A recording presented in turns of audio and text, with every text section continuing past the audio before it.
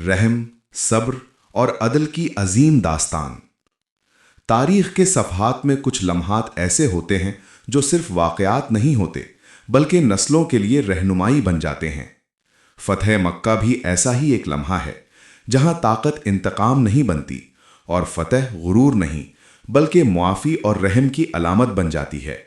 یہ وہ زمانہ تھا جب مکہ کی گلیاں رسول اکرم صلی اللہ علیہ وسلم کے لیے اجنبی نہیں تھیں۔ یہی وہ شہر تھا جہاں آپ صلی اللہ علیہ وسلم نے آنکھ کھولی، جہاں بچپن گزرا اور جہاں آپ صلی اللہ علیہ وسلم کو نبوت ملی۔ مگر یہی شہر بعد میں مخالفت، ظلم اور اذیت کا مرکز بھی بنا۔ ایمان لانے والوں پر تشدد ہوا، سماجی بائیکاٹ کیا گیا اور بالآخر ہجرت پر مجبور کر دیا گیا۔ ہجرت کے بعد مدینہ میں ایک نئی ریاست کی بنیاد رکھی گئی۔ یہاں بھائی چارہ، عدل اور قانون کی حکمرانی قائم ہوئی۔ مگر مکہ کے سرداروں نے چین سے بیٹھنا قبول نہ کیا۔ کئی مارکے ہوئے، بدر، احد اور خندق، جہاں کبھی فتح کبھی آزمائش آئی۔ ان سب حالات کے باوجود رسول اکرم صلی اللہ علیہ وسلم نے صبر، حکمت اور اخلاق کا دامن نہیں چھوڑا۔ سن 8 ہجری میں قریش نے حدیبیہ کے معاہدے کی خلاف ورزی کی۔ یہ ایک نازک موڑ تھا۔ اب مکہ کی طرف پیش قدمی کا فیصلہ ہوا، مگر مقصد بدلہ نہیں تھا بلکہ امن اور حق کی بالادستی تھی۔ 10,000 صحابہ کے ساتھ رسول اکرم صلی اللہ علیہ وسلم مکہ کی جانب روانہ ہوئے۔ لشکر کی خاموشی، نظم و ضبط اور روحانی کیفیت اس بات کی گواہ تھی کہ یہ فتح تلوار کی نہیں، کردار کی ہے۔ جب لشکر مکہ کے قریب پہنچا تو رسول اکرم صلی اللہ علیہ وسلم نے خون ریزی سے بچنے کے لیے واضح ہدایات دیں۔ جو ہتھیار نہ اٹھائے محفوظ ہے، جو اپنے گھر میں رہے محفوظ ہے، جو حرم میں پناہ لے محفوظ ہے۔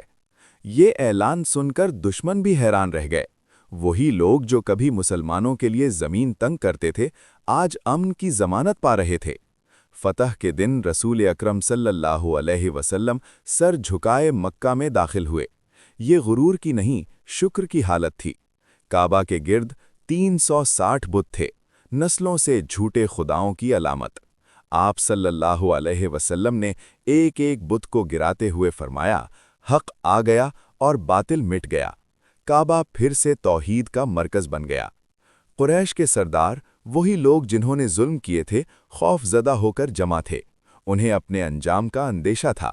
رسول اکرم صلی اللہ علیہ وسلم نے ان سے پوچھا، تم کیا سمجھتے ہو میں تمہارے ساتھ کیا سلوک کروں گا؟ وہ بولے، آپ شریف بھائی ہیں، شریف بھائی کے بیٹے ہیں۔ یہاں تاریخ کا وہ سنہرا لمحہ آیا جس نے دنیا کو اخلاق کا نیا معیار دیا۔ رسول اکرم صلی اللہ علیہ وسلم نے فرمایا، آج تم پر کوئی گرفت نہیں، جاؤ تم سب آزاد ہو۔ یہ معافی طاقت کے عروج پر دی گئی، اور یہی اسلام کی اصل طاقت ہے۔ فتح مکہ کے بعد لوگوں کے دل کھلنے لگے۔ وہی زبانیں جو کبھی تانا دیتی تھیں، آج کلمہ پڑھنے لگیں۔ اسلام تلوار سے نہیں، کردار سے پھیلا۔ یہ فتح ثابت کرتی ہے کہ اصل کامیابی دشمن کو زیر کرنا نہیں بلکہ دلوں کو جیتنا ہے۔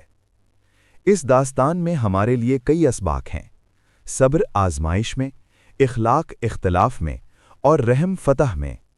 اگر ہم آج بھی ان اصولوں کو اپنا لیں تو ہمارے معاشرے میں عدل، امن اور بھائی چارہ دوبارہ زندہ ہو سکتا ہے۔ فتح مکہ ہمیں یاد دلاتی ہے کہ تاریخ صرف ماضی نہیں بلکہ حال اور مستقبل کی رہنما ہے، اور اسلام کی تاریخ ہمیں سکھاتی ہے کہ سب سے بڑی طاقت اخلاق ہے۔